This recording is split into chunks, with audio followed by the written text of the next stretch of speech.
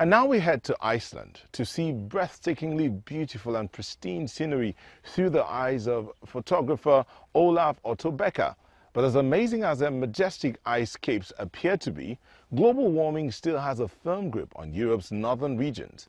Greenland's ice is melting faster than previously believed, and that's according to NASA.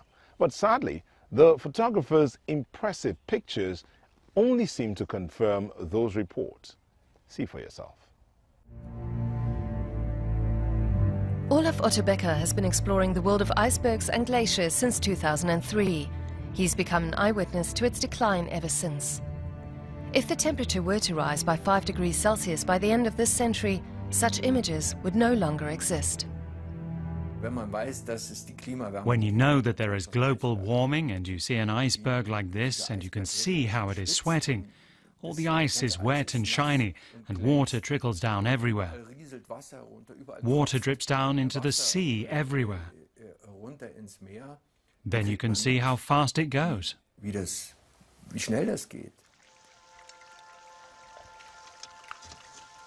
Olaf Otto Becker has travelled the west coast of Greenland with his camera, 4,000 kilometres, in a rubber dinghy. His series of pictures, entitled Broken Line, offers breathtaking images. When the ice floats on the water, it sounds like glass rubbing together. If a fresh piece had just fallen off, it beads around you. When you hear this sound, the singing of the ice, and especially the beading, you feel like you're in a champagne goblet.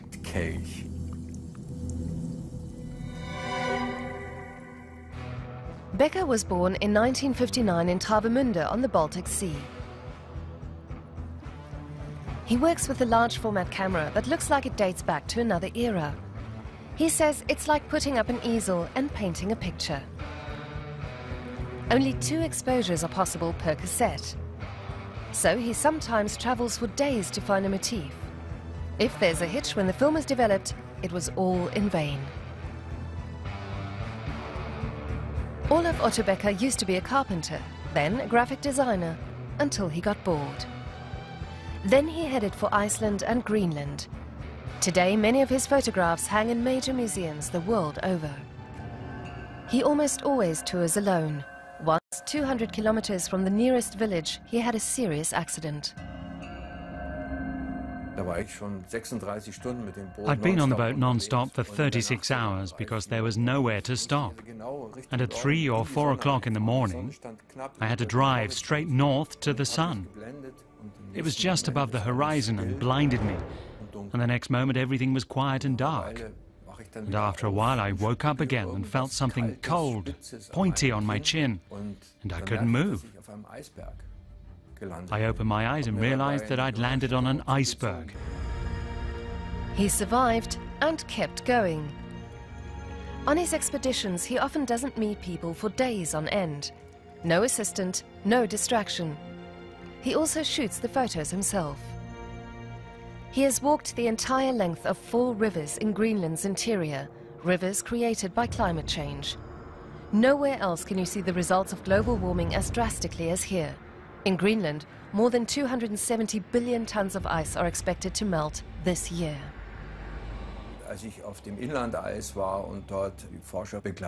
When I was on the inland ice, I accompanied the researchers there. We went to the measuring stations and they took the data and evaluated it. They were surprised by these huge changes that exceeded their own forecasts. They were shocked by the extent. In Greenland, so much meltwater is generated each year that an area the size of Germany would be flooded under 1 meter of water. The icebergs are melting, and Olaf Otto Becker's images testify to that. From frozen icebergs back to moderate climate zones of Kenya, where plastic can be found on the remotest of beaches or afloat in the middle of the ocean. As a result, you find massive islands of floating plastic waste that are choking marine life. Isn't that true and terrible, Sharon? Of course, NT, and it is a huge problem for Kenya, which recently started a ban on plastic bags. Despite this, over 20 million bags are still used here monthly. Many of them are simply thrown away afterwards. Plastic waste is no longer just an urban issue. It is an environmental problem throughout the whole country. Many communities are developing new approaches to waste management and consolidation. On the Kenyan island of Lamu, some residents there have found new ways to do something to fight plastic pollution. The old town on Kenya's Lamu Island is unique and well preserved. Traditional boats called dhows are common here on the Indian Ocean.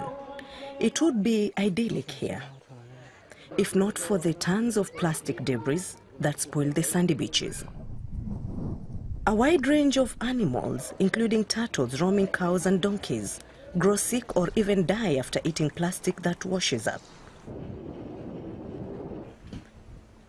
Ali Abdallah, a master boat builder, wanted to combine traditional construction methods from the dhow with modern materials and sustainable principles. He decided to plan and to build a sailing boat made entirely from plastic waste. Our beaches are really dirtified by plastics, and so it's part of cleaning, awareness and all this. Yeah. Abdallah hopes to offer a market to recyclers and persuade locals to preserve nature with his unique idea of a plastic boat. We need to welcome rain, and rain needs trees, so we save trees when we use this, because every part of a rib is one piece of tree, so you're going to save a lot of trees. In August, Kenya introduced one of the toughest bans on plastic bags in the world. Even now, using one is punishable by 4 years in prison or a fine of $40,000. But plastic bottles, for example, still pose a major problem.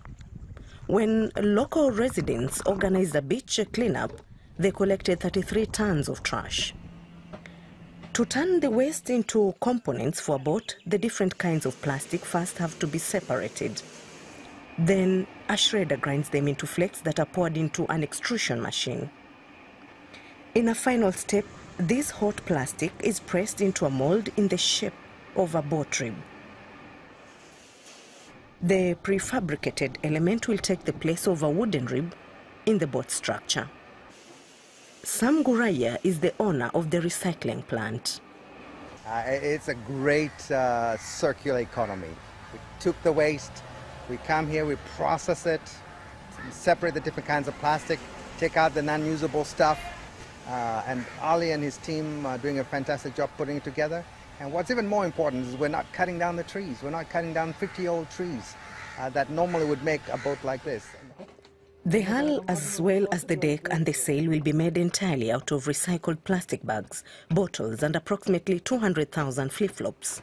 In late 2018, this newly built recycled dhow will start on its maiden journey, a 5,000-mile trip to South Africa. If it proves seaworthy, it could jumpstart a new local industry and preserve an important part of Kenya's cultural heritage. On this week's show, we learned about recycling, upcycling and reuse, truly practical solutions to today's environmental problems. Thanks for watching Eco at Africa. Hope you'll join us again next week. It's bye-bye from Neota in Lagos, Nigeria. See you next week. Sharon? That's right. We look forward to having you back with us for our next edition of our Pan-African and European Environmental Show. If you have any questions, don't hesitate to log onto our website or send us a tweet. That's where we wrap up the show today. From here in Nairobi, Kenya, it's goodbye for now.